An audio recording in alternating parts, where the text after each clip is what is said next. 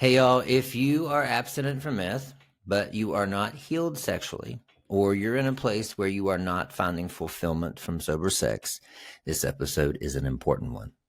Hey, if you are enjoying sex after meth, but would like to go deeper, no pun intended, find expanded intimacy, or open your curiosity to who you are sexually and what you want, this episode is also for you. We've recorded many episodes in the 2 seasons that we've been in existence here around the subject of sober sex after meth. And I hope that you find value in every one of them. But this particular one, with my soul friend Mel, is a dense one. They have more knowledge about chem sex recovery than probably anyone in the country right now. That's my opinion.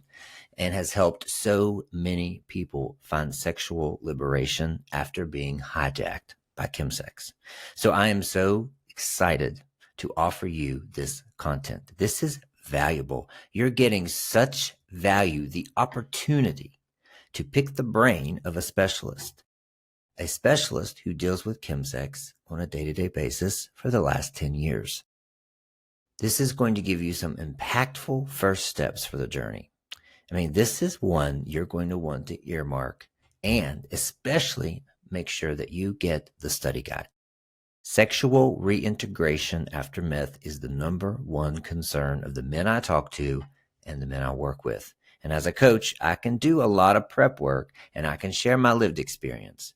But I suggest you find a therapist like Mel to help guide you through the whole process. It really can be life-changing. All right, enjoy the episode. The AfterMeth podcast is an outreach tool to help men who have sex with men break free from the addictive patterns associated with chemsex, otherwise known as crystal meth or TINA. I'm your host, Dr. Dallas Bragg, a former crystal meth user, now recovery coach. Here you will find a repository of tools and resources intended to eradicate the epidemic that is plaguing our MSM population.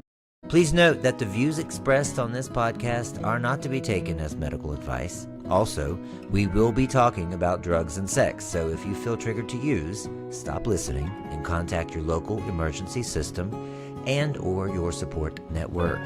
Let's go. All right, welcome back to the AfterMeth podcast. I'm grateful that you're here. Thank you all. We had another record month in the month of, what month was it? May. In the month of May, we had more downloads than ever since we started in April of 2024. I am really confused on month and day and year anymore. But the point is we are growing. And if you're a new user, I want to welcome you. If you've been with us since the beginning, thank you for sticking with us. Please continue to send your messages, your DMs. I really love to read what you have to say about the podcast and how it's helped you. And please feel free to suggest topics. I've been listening to you, and we had the topic on ADHD. We had the topic on EDMR and EMDR.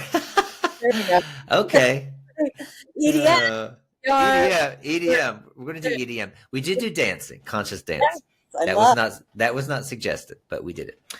So, continue to suggest topics is what I'm trying to say. Don't be afraid. Don't be ashamed. So don't forget there's a supplemental study guide for each episode. You're really going to want to tune into the one for this one. The link is in the show notes. You can also get the study guide emailed directly to you if you join my mailing list at www.drdallasbragg.com. And you can go to blog and subscribe to the blog, and that study guide comes straight to your email box.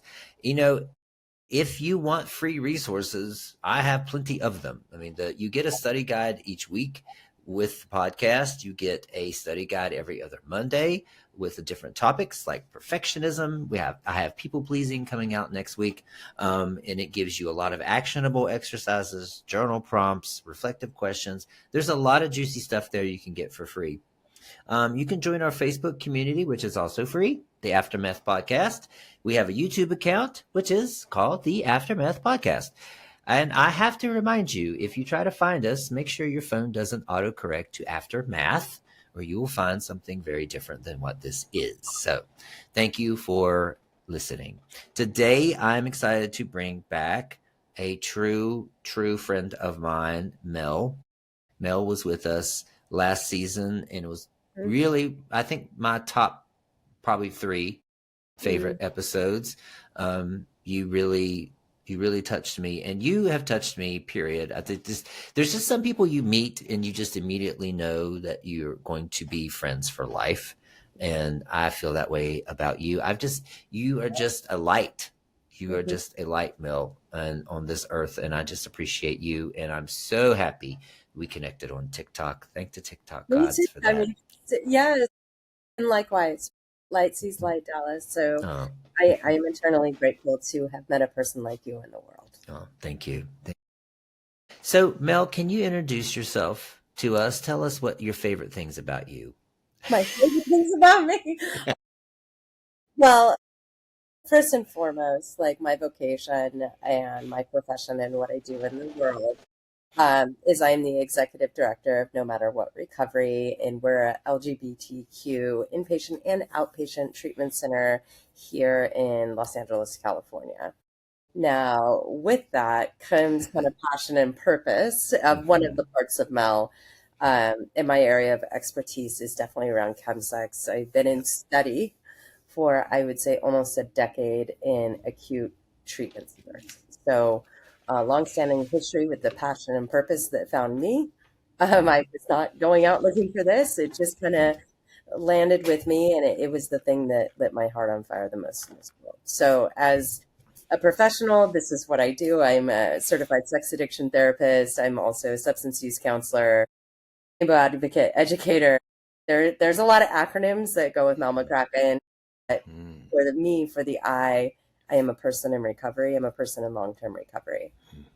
I am a person that is very passionate about advocacy and change in my community, because I'm kind of seeing what's happening and kind of looking at the playing field and being an active participant and not just a witness on the sidelines, to helping my community, whether it's expanding mental health care or gender affirming services, whatever I can do. So that's a part of me too. I'm also an artist. I love to paint. I love to draw. I love to do pottery. Anything that I can get my hands on. Because I think tactile function is so important to me in my recovery process, because that is a very spiritual experience. It's just me and a paintbrush and a blank canvas. So, I mean, there's so many different other facets, but I also love to play music. I play guitar. So, do you? I do. Yeah. And that's a resting place for me too. So, yeah. Finding out new things. Yeah. Like, thank you. We're spectrums, all of us here. So I got many colors in the spectrum. Yeah, you are. So many credentials. And I would say, this is me talking. Mel would never say this, but I think of you as probably in this country, in the US, I would say you're the leading expert on chemsex. That's what I would think. That's how I think of you. Like anybody else I can never think of who knows more and has more experience with chemsex recovery. And it's just an honor to have you on the podcast and as a friend, and just the generosity you have. I mean, you're a busy person. And no matter what, by the way, if you're listening and you're looking for a recovery center that knows chemsex, that understands you as a man who has sex with men going through this, no matter what, recovery is the place to go, the place to be. Mel is there too. We also have a 90-day curriculum that is built on, 10 years of experience, education, and I would say deep listening, right? Because, like I said, I'm a person in recovery, so I understand the nuances of that. But, everything that I've ever learned has been from really listening with intention and looking for patterns and things of that nature. So we've included that all in a 90-day curriculum. You have to send it to us. Yeah. Well, you looked at my 90-day book. I did. You were just so generous with your time and your knowledge, and that's hard to find. It really is hard to find. You really live a life of service. Thank you.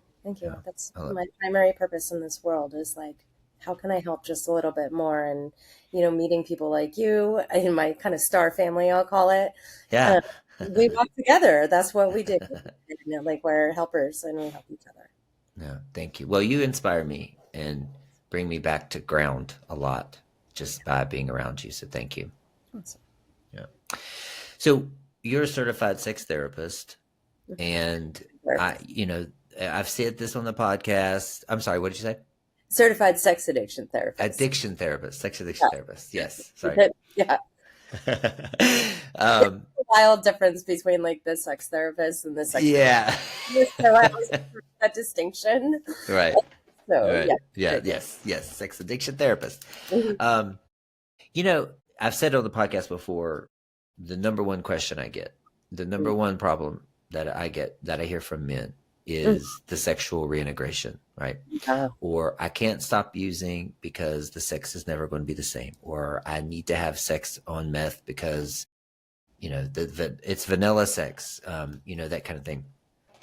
But there's a subset of guys, and I have clients in this case where we've been without meth for a while, and I remember this day. It took me 2 years to really get an erection after meth, which I felt paralyzed. Yeah. From the waist down, I felt paralyzed. There was no, nocturnal erection. There was no waking up with a hard on or anything like that. Much less wanting to have, sex or anything. So there's a subset of us who we've been without meth for a while, and now we're ready. We realize you're never going to have meth sex. However, we do know that we can have sex again and we can enjoy it. We just don't know where to start and how, right? And I always tell men, look, the first thing you got to do is believe it's possible, right? Yes, that's Stop, huge. right? Mm-hmm. But that's the belief part, and that's the foundation for me, is that you got to stop saying, I'm never going to enjoy sex again. I'm never going to have meth sex again. No, you're not, but you can enjoy it again. So if you could, if I was a client that came to you and I just said that, like, look, I'm ready. Like, I know I want to have sex again. I just don't know where to start. What do I do? I think my first question is always when someone comes to me and they're like, Mel, I'm ready to have sex. Like, aside from, assessing appropriateness, right? If someone's in their first 30, that's probably not a good idea. Because, but I would ask the question, well, what's letting you know that you're ready to have sex? Like, what is it? Sensation oriented? Is it I'm having fantasies? Is it I'm experiencing maybe arousal again for the first time? And I love what you said about that too, Dallas, because a lot of people carry a lot of shame around, erectile dysfunction in early recovery, right? And like your body is just trying to come back to homeostasis and really trying to metabolize being in a sober physical being takes some time. I have found that a lot of people experience pressure in the community to have sex too soon, or whether that's internal pressure, or I call them sex expectations of how I'm supposed to be, or that my body is this sexual capital, thus I must perform in a certain way. So I see people kind of succumb to that kind of pressure without acknowledging that all of those symptoms, right, those are trustworthy. Like, and learning how to trust your body, learning how to trust arousal, learning how to trust the essence of who you are, really, is a big piece in the recovery process. And are you pushing, or is it actually time? Because there's drugs and then there's desire. A lot of time, meth is a tricky bitch. He dresses in drag all the time, and it usually looks like a hot profile, right?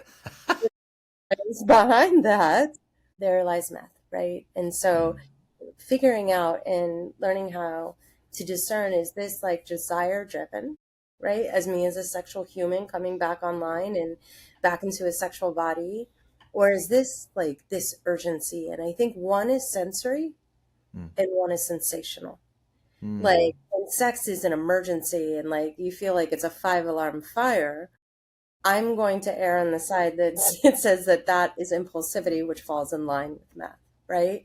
And sex is never an emergency, right? Especially in sexual recovery.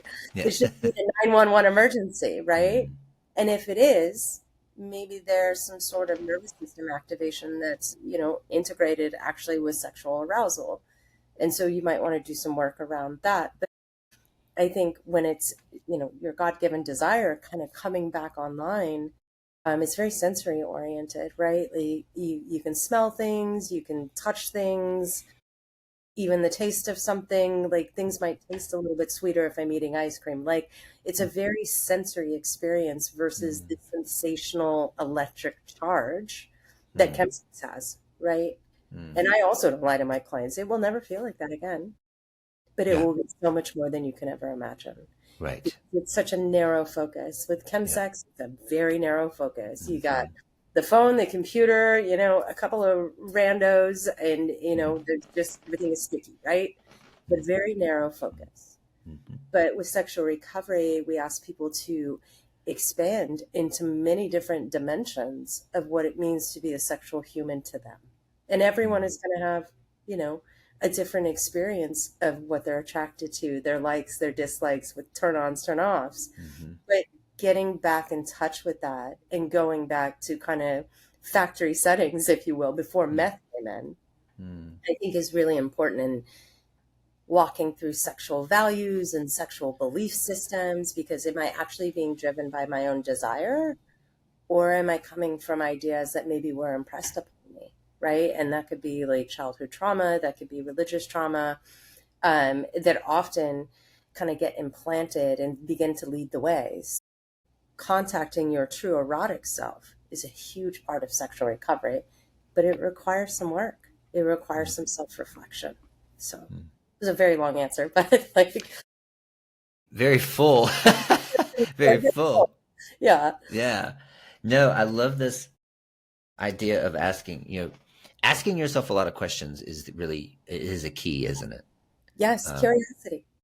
Curiosity without without expecting an outcome either, right? Just one. It's like wonder, like you're just curious. We live in right? the question. I think as a person in recovery, I try and live more in the question than I do in an answer I think I need. Because if I'm living in the question through curiosity, it feels like there's a lot more possibility. But if I go straight to, I know the answer, I know what sober sex is. Do you? Yeah. I mean, I'm going to ask, like, Yeah. do you? Like, you have a reference point maybe from when you were a teenager of what that was like, but also, is that an accurate reference point? And how can we grow and expand that? So, resourcing. Yeah. Yeah. And along those lines, I think it helps to start your questions with how. Like, how can I enjoy sober sex again? Right? How can I, instead of I'll never or will I ever, is how can it happen? That opens up the possibilities of it happening, I think. Yeah, it really does, because, we are some of our thoughts, feelings, and feet. And so, like, all of those take us to the places that we're going. And if we're just kind of living in a belief system that is very shut down, of course, we're going to find experiences where we're shut down. But if we're living in a question, then, there is really something that is a wide breadth and very expansive. And then a question brings another question, and then another, right? But an answer, it just limits us. Yeah. Yeah. Especially with sex, because it's so nuanced and it's such an essence, right? So, like, I think we just continue to grow, and, our arousal templates and who we're attracted to begins to change, right? All of these things and these parts of us grow up with us in sobriety. But the reflection piece is the most important, because then you get to discard maybe what is not your idea of sexuality and actually uncover, like, who you are as a sexual. Okay. Yeah. I like this, asking yourself, sensory or sensational. The desire, the drugs will have an electric charge. The desire will be more sensual or more sensory. Sorry. Right? Yeah, the presence. There's Yeah. the presence in the mind, body, and spirit versus this disconnected trance-like state. Yeah.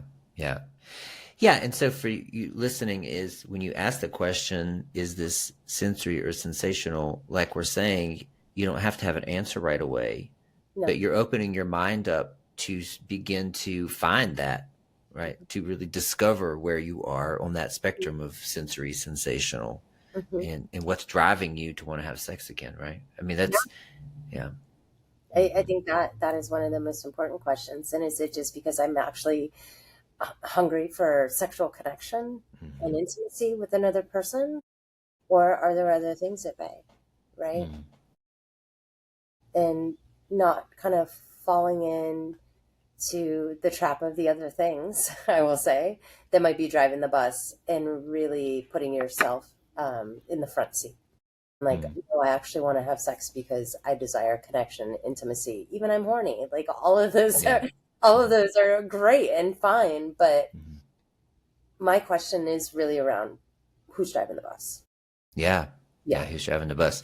Is Instagram driving the bus? You know, are your friends that are having sex driving the bus? Right. I mean, you go out to dinner and like, listen, I have gaggles of gays that I hang out with in my recovery program, and we go out for fellowship. And Yeah. like looking at the table, and I'm like, wow, half of y'all like notifications are popping off, and Yeah. then Yeah.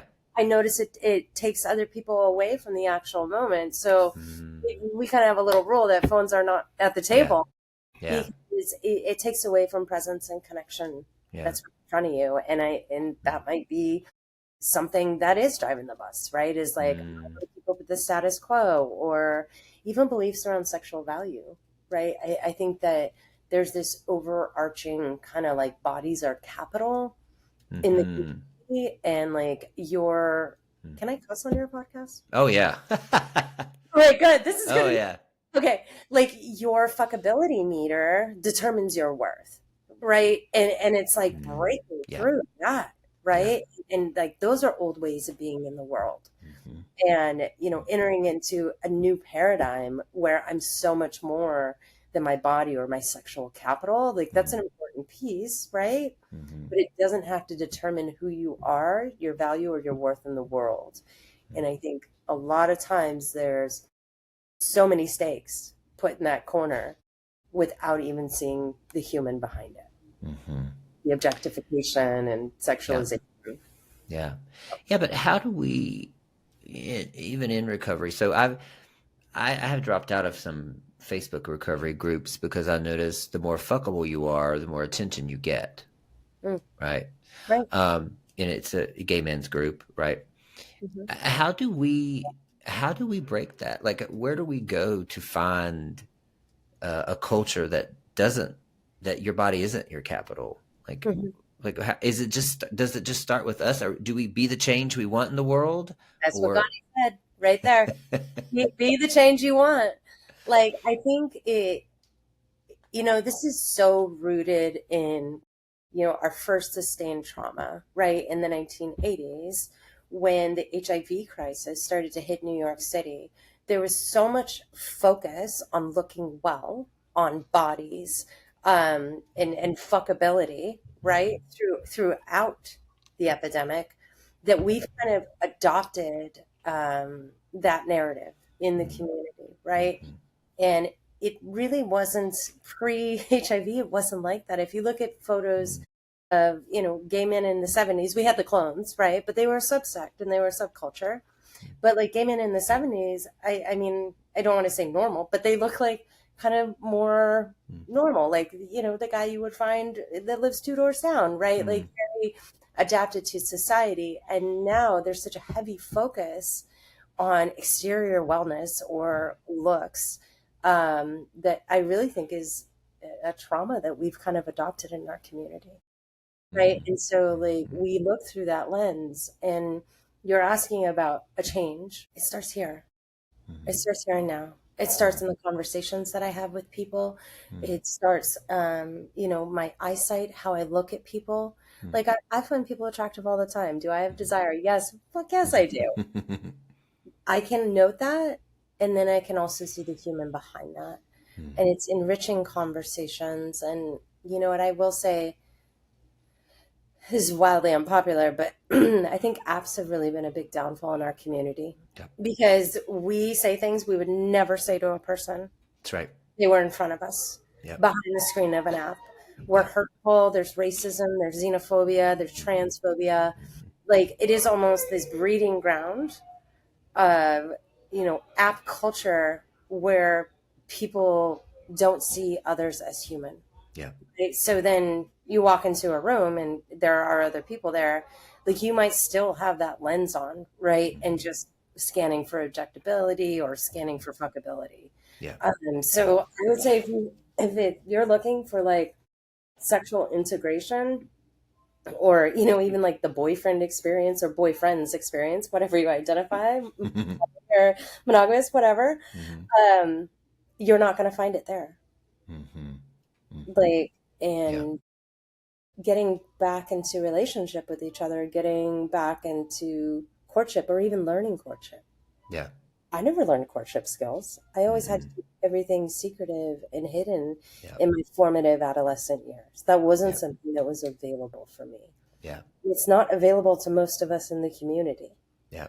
So I think it is a part of our responsibility to not kind of pass down these sustained traumas, to actually educate and look at what it might be like to go on a date with someone. That was never in the cards for me, And I had to learn all that and fumble through it in my 20s. We're in a very harsh area, especially around LGBTQ folks. I couldn't be out. Yeah. Well, anybody who listens to this podcast knows how I feel about the apps. And especially in early recovery, you have to stay away from them. But not just Grindr and Sniffies. I'm talking about Instagram, Facebook, social media too. I think you need to take a break from them the same way. So something you said, factory settings. So we want to return to factory settings after, like, as if before we went on meth. And in that, I think what you're referring to too is the arousal template. Yes. So I hear this a lot and I mention it a lot, but I want you to talk to me like a 2-year-old and say, like, if I want to know what is my arousal template. I assume this arousal template has been obliterated by my experience with chemsex. How do I rebuild it? What do I know? Where do I start with that? Very good question. And also, I don't know that it's obliterated. Okay. I think you have a chemsex arousal template, hijacks your factory setting arousal template. Oh. Right? So it just gets hijacked and it will live over here. And for those of you who have gone in and out and relapsed, you know that it returns to a chemsex arousal template. I'm going to set this over here and we're going to start with the early arousal template. So what is the arousal template then? So your arousal template, it's really developed in childhood, right? Like it starts developing and kind of ends with its factory settings about age 8, right? So it is genetics, it is biology, it is cultural, it's what you've learned, right? And then, if you are a person who's grown up with trauma and complex childhood trauma, that may also find its way into your arousal template. It's what you witness, right? What you see on TV, what you see in your household, how your parents interact with each other, how they interact with you, your friendships, right? Your crushes early on. We're talking very early on. And then like with the genetic piece, like that's actually going to determine what characteristics you find attractive, right? So I'm going to take us all the way back to like prehistoric times, right? Good. That's living with the dinos and I'm chilling in some place, like Alaska. I may not find someone who, grew up in Indonesia attractive because they do not have the survival skills that one would need. One is from the tropics and one is from Alaska. So like genetics actually play a role in who we're attracted to. And this continues right throughout your adolescent years and you start to add things to it. Okay. Now, I will say that specifically in the rainbow population, if you are a person that had to hide who you were, but you were still kind of having secretive sex, will also start to get wrapped up in your arousal template. Yeah. If you felt shame about the sex you were having, and I'm talking adolescent years, that will get wrapped up in your arousal template, or fear. So later in life, we find a lot of people that, feel a sense of shame and it becomes intolerable. And then actually, like, they get horny, right? They're like, I feel shame. Like, what is happening here? Like, Yeah. I feel awful, but I also want to fuck. This is very Yeah. weird.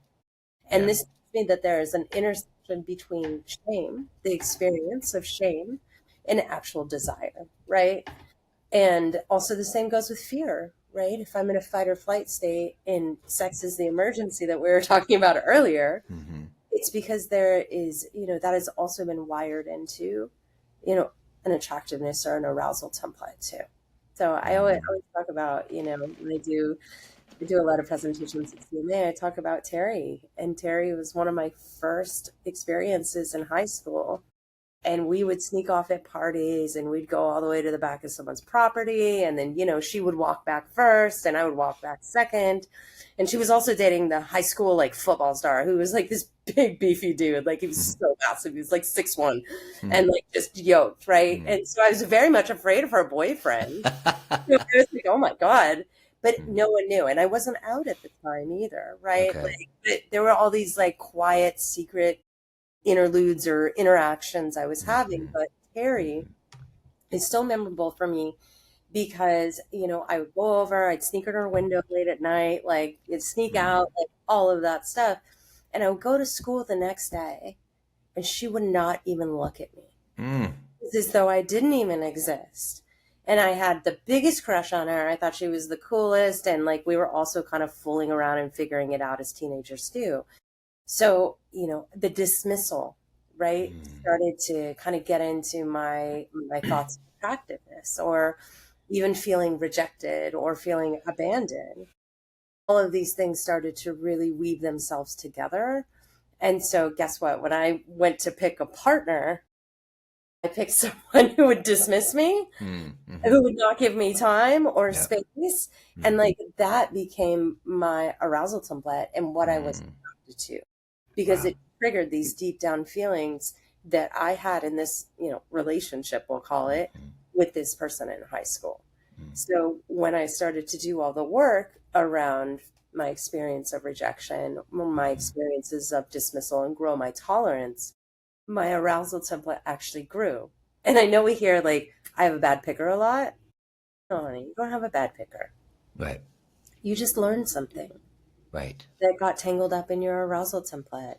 It's the unlearning, right? And returning back to factory settings is the unlearning of all those things that I don't know if this is the experience as much in the heterosexual community as it is in the queer community. That's not mainly like the work that I do, but it's so prevalent, right? And I call it the fight, flight, or fuck, right? It's nervous system activation and then immediately having sex, right? As a means to cope. Sex is the OG coping skill, Dallas. The first thing people can turn to outside of drugs or alcohol.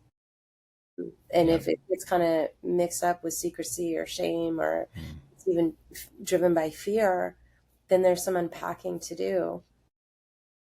But your primary arousal template it's kind of set, and there's not really anything you can do to change that. But what you can do is make additions. You can try new things. There's like novelty. Try going out with someone you would never go out with. Like, there are a lot of things that can be added to the original template. Okay.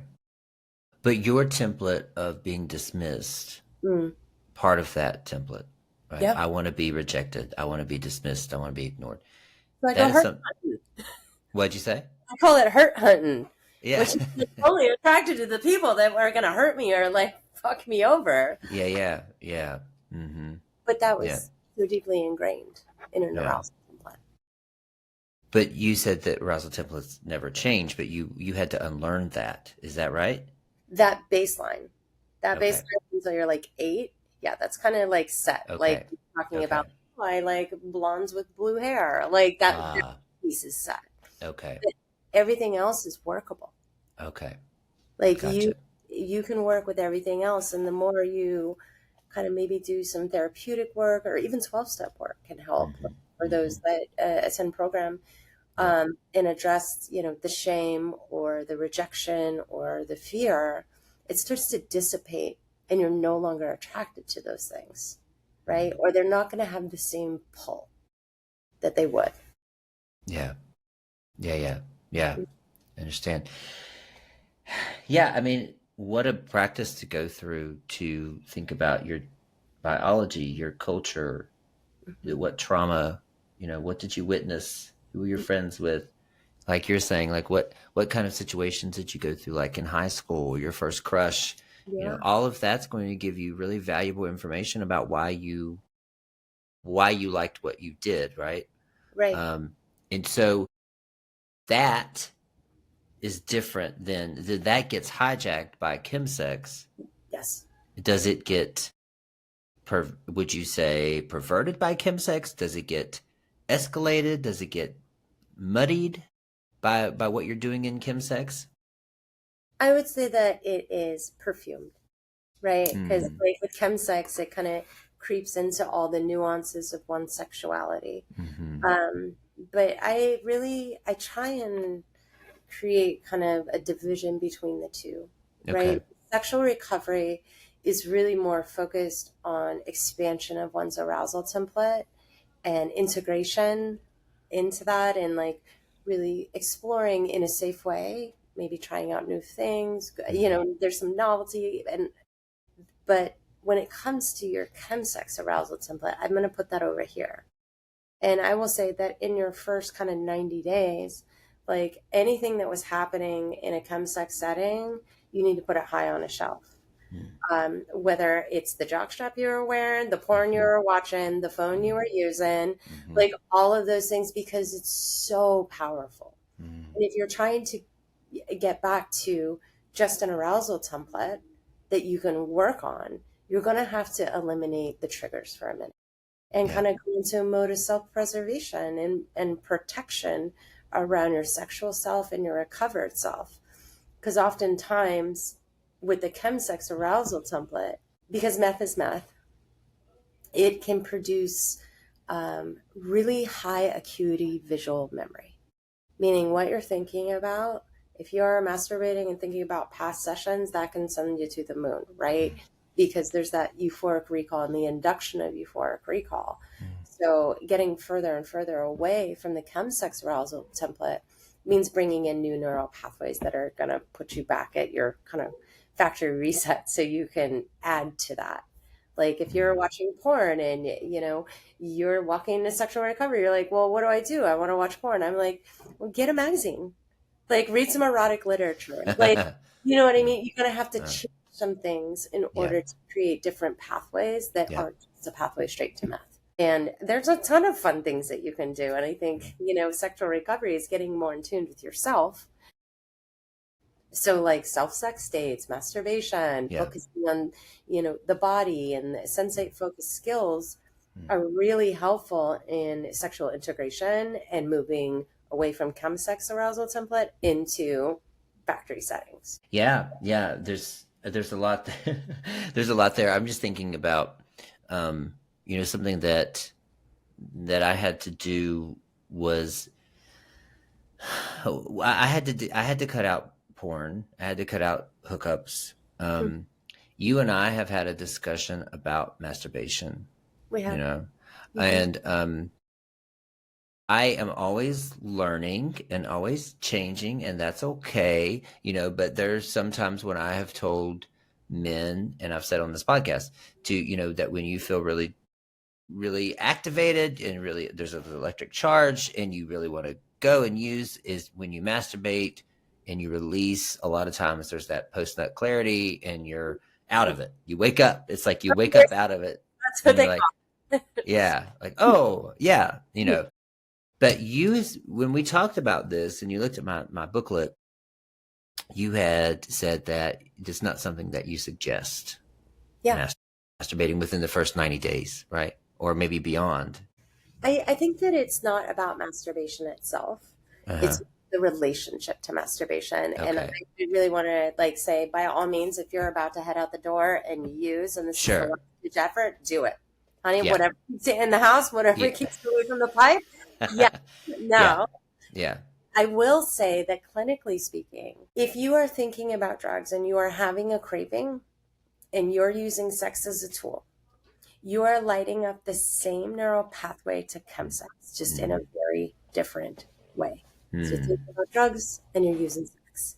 So I think that there's a very unique opportunity in that moment where you're all activated to do a quick, like 2-minute body scan, even pull in a different coping skill and see if something else is available. If it's not and you're heading out the door, please, DOH is what we call it here, like dick in hand, like go ahead. Yeah.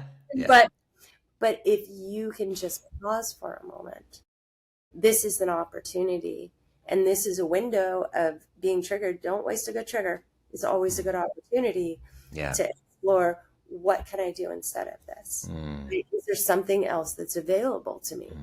And that's actually going to help you kind of grow your tolerance around cravings. But if I'm immediately using masturbation as a tool to address every single craving, I'm not actually getting myself away from that chemsex arousal template. I'm re-engaging and reactivating by doing so. I see. Yeah. Yeah. Yeah. It makes sense. And it's going to be, I think it will require someone being very much in touch with their motivation, right? Yeah. That's what we were talking about with driving the bus. Like, and here's a fun fact, Alice. So you are born biologically male in a male body, and you are not taking any sort of hormones, right? And you're not under the trans umbrella. I will say that this study was just done with men who live as men and were biologically born cisgender. So you have cortisol, you have adrenaline, right? And these are the activating things. Like adrenaline is the like run or fight, right? And then cortisol is also going to help you run or fight the bear that's coming in the room. But if you are biologically male, you also have access to testosterone when you have sex with another person. And this is important, and I'm going to get to the point. It neutralizes adrenaline and cortisol. So basically, if you are biologically male and you live cisgender without hormones, you have access to this internal sense of a Xanax that will put you on the ground. So when you say come to your senses or, come into clarity, yes, because the fight or flight response becomes neutralized when we engage testosterone, which goes up 72% when you have sex with another person if you're a man. For people born in female bodies, it's a little bit different.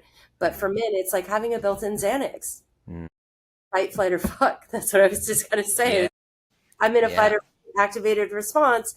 I know what I can do. I can just immediately go to this internal drugstore that's already built in and just completely neutralize it. But that's not going to work in the long run. You're not going to be able to reach for that every single time. You may be at work. You may be, out with friends. Whatever that sensation comes up, you're going to need to know how to implement coping skills. Yeah. You're going to need tools, right? Yeah. So when it comes to masturbation, use as an opportunity, maybe the desire to masturbate as an opportunity and an exploration of what skills or tools can I put in front of us right now. So. Yeah. Yeah. Okay.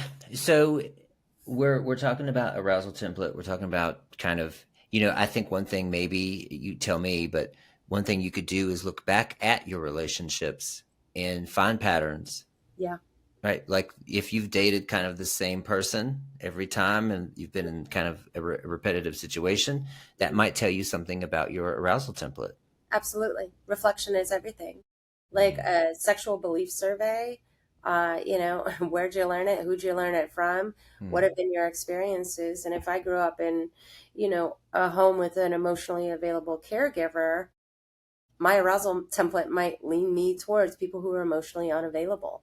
right? So it's like kind of parsing through that, right? Am I Yeah. really attracted to this person, or is there like a deep trauma bond that's drawing me towards this person? Yeah. Yeah. Yeah. Oh, right. Right. I mean, you have to really think about that. And so, where does that come into play with fetishes? Like, when do we know that a fetish might be rooted in the trauma part of your arousal template? I guess I want to speak lightly around this because I love Mm. like kink and Yeah. fetish and Yeah. Yeah. BDSM and all the Yeah. things. And I actually think they're a really safe place for so Yes. many people, Yeah. just because of the tenets Hmm. of kink, right? Yeah. The consent and all the things. I guess it would be determined really by how you feel in that moment. Mm. Like, is this something that, is driven by pleasure in all aspects of the word? Hmm. Or is this something driven by a traumatic experience? And especially with a lot of the chemsex folks I've worked with, it's a lot of people go out and reenact trauma and they kind of Yeah. recreate early childhood abuse or, Yeah. sexual abuse. And Mhm. honestly, Dallas, I'm just like, people are just looking for a different ending for a really painful story. Mm. And so I see them just go back into the same settings and just try and have a different ending. And it never really Mm. winds up that way, right? They Yeah. just ended a little bit more wounded. And so I think that's why the exploration around, is this driven by shame? Is this Mm. driven by fear? Yeah. Is this driven by feeling rejected or not belonging? Like really asking the deeper questions around what's driving you into certain spaces and places. Mm. It's consensual and it's fun and it's playful and it's pleasure driven. That's going to tell me that you're really in like your sexual recovery. But if you're coming maybe back from a play party and you're feeling awful, Mm. right? Disconnected, down, depressed, or just an emptiness, it was probably driven by something else, because you will have everything that you need to know before the experience and after the experience. And if it's trauma related, oftentimes you might disconnect and not even be in the experience. Yeah. Yeah, Yeah. Yeah. Yeah. Yeah. And this just sounds like a very cautious process, it is. I think it sounds like, if you're listening, we've said it so many times, patience, right? Patience and self-compassion. It's got to be present in this process. It's delicate. It's so delicate, and honoring our own fragility in early recovery, Hmm. right? Yeah. And making space for that and being as generous as we can with the time allotted. Like there's no time stamp on recovery, like especially this type of recovery, because sex and sexuality is such a subjective experience. Everyone will have a different path, but it is learning what's trustworthy and tuning in. Hmm. Yeah. And I also think it's important to say, like, you were talking about the lighting up the same neural pathway of chemsex, right? Yeah. Something that, maybe it is a fetish. Maybe you like to be fisted, right? Maybe that's something that you liked before meth and you like during meth.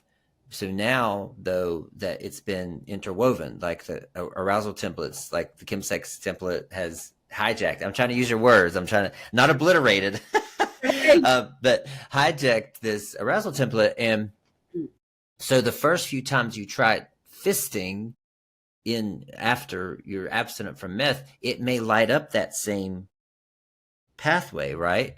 But that doesn't mean it's forever.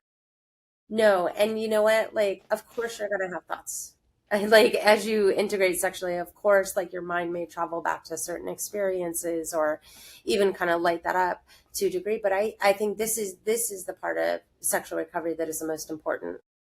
If that's something you enjoy, having a partner that you can take a time out with and give Mm, either a verbal or nonverbal cue mm, that, hold on, I need to slow down. Let's give it mm. 10 seconds off and Yeah, then we continue.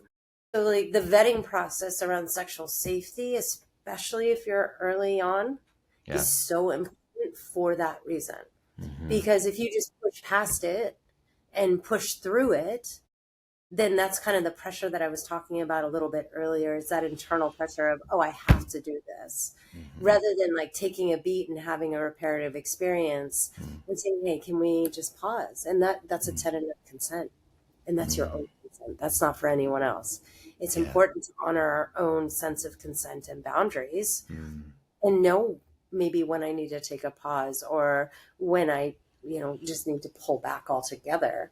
I think that's one of the more important aspects of sexual integration, is having someone or persons who you can trust, that are aware of your kind of recovery. Yeah. That's so important. Right. It's so important.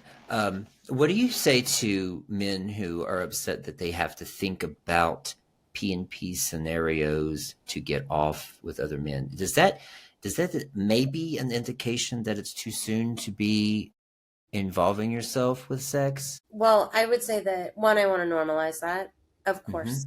Of course your brain's going to go there. Of course. Yes. You think about that. You're going Yes. to die from like a raging addiction. Yes. Right. Yes. And also, maybe that's trustworthy information for you. Yeah. Because if it's, I understand, like, if you're having sex with another person and let's say it's 20 minutes and you found yourself in fantasy about P&P for 19 of the 20 minutes, I'm going to tell you it's too soon.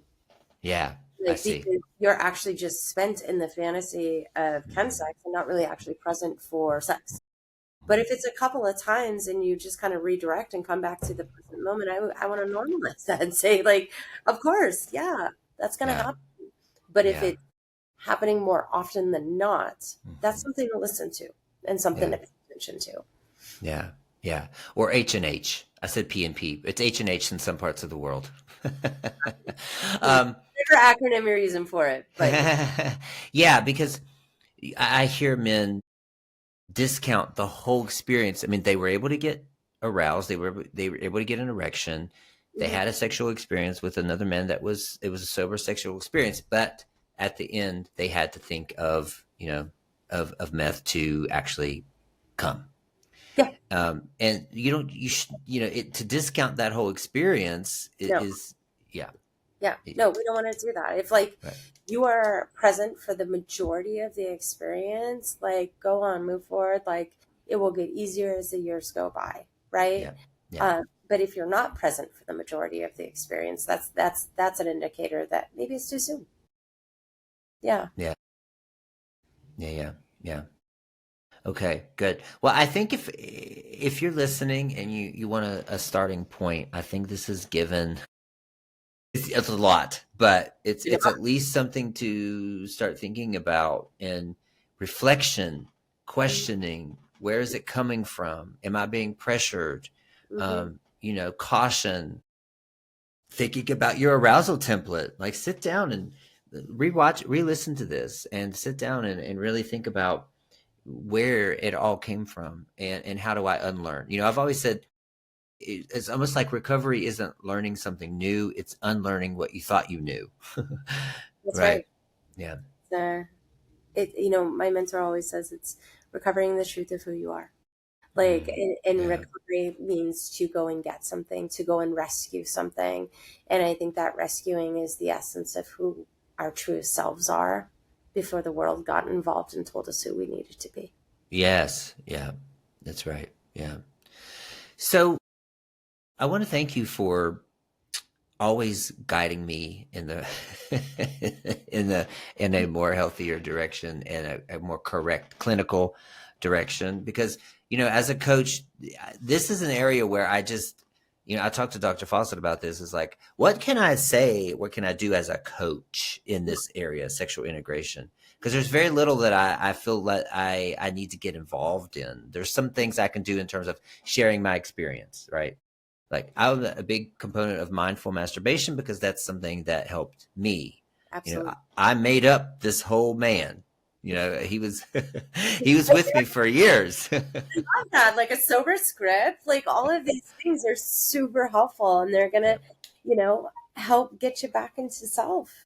Yeah, and it discovered some things. Like, one night I was mindful masturbation, and he snuck in through my window, and it was just so hot, and I was like, oh, this is something I might like. fantasy world back. And that's something that meth steals. And I love Yeah. that because meth takes our ability to fantasize. Mm. And when that starts coming back, it's so fun, right? Like I Yeah. these like different scenarios or scenes or things like that. When in the past it was purely meth driven. It was Yeah. purely drug dependent. Yeah. And so you get access to that again in sobriety, and I love that. Yeah. Yeah. Yeah. So, what did I miss?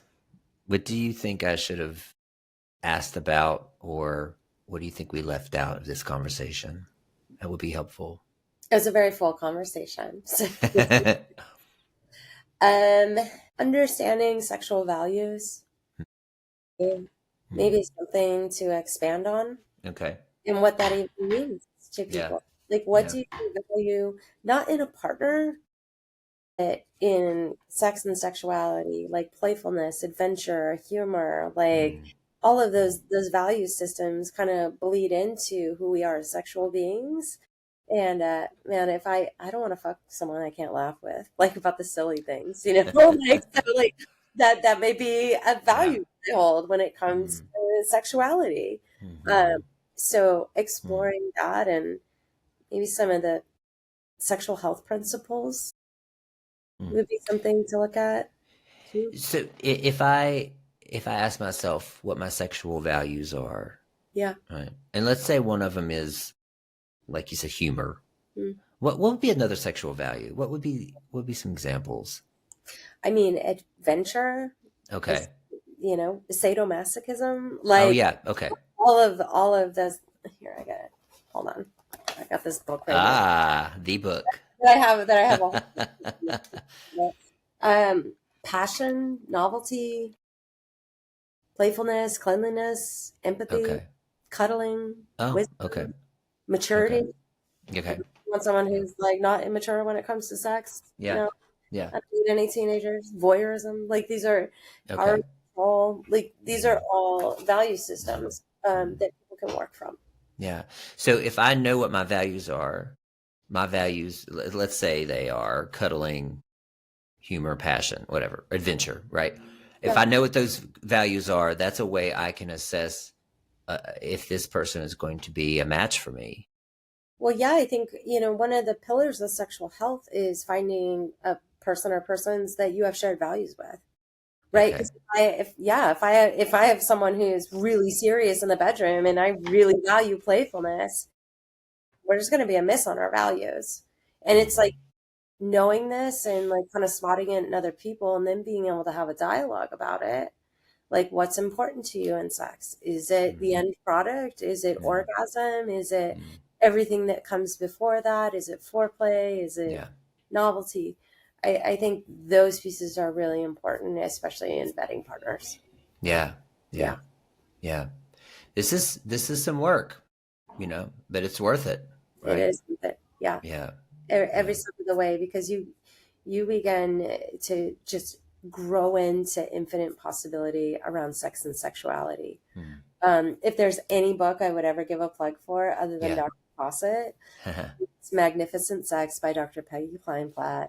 And it's fantastic. And it's so funny because it's like this survey, all of these people who are self-proclaimed magnificent lovers. They're asked all these questions around what makes incredible sex, what makes you think you're a magnificent lover.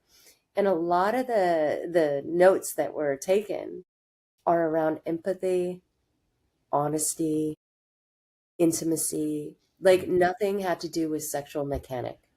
Like everything had to do with presence.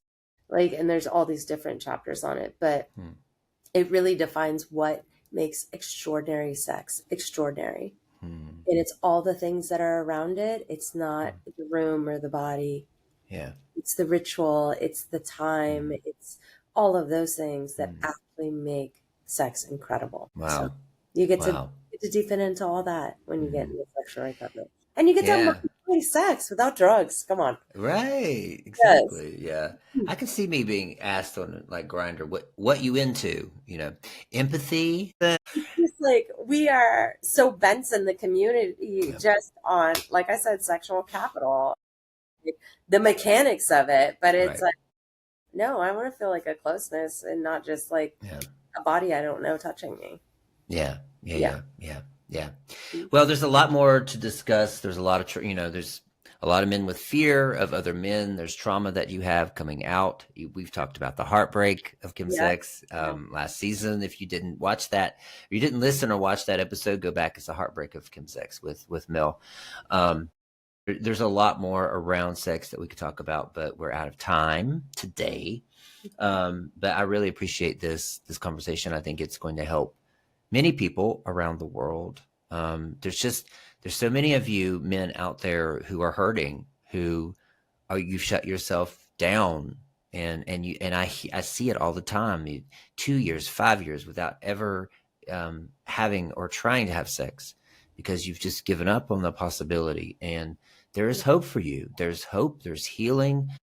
There's people who can help. There's resources. I mean, this podcast is one of them. So I hope that this can rekindle some of your hope and your desire, right? I hope it does. And I hope that you will go out and try something and just start asking yourself some questions. It just starts there, right? Yeah. It really is with the curiosity. And I understand like the body becomes kind of the scene of the crime. Yes. When you come into recovery. Yeah. So it's really a big ask for people to go back into their bodies and really be curious about sensation or even the shutdown or the amp up, whatever it is. But one day or another, you're going to have to live in this body. Yeah. And that a part of this body is not destroyed by meth. And you have a right to be. Yeah, I love that. Thank you. Thank you, Mel, for your time. It's very precious, and I appreciate that very much. You all that are listening, if you have any questions, you can send them. You can send them to me. You can comment on the YouTube and start a thread. You can comment on Spotify. I will put something in the notes to contact you, Mel, if that's okay, or at least no matter what, recovery, one or the other. So. You can put my email in there, Dallas. I try and make myself as available as I can. Well, I stand by that. I have seen it for myself, so I appreciate that. All right, guys. We'll see you next week.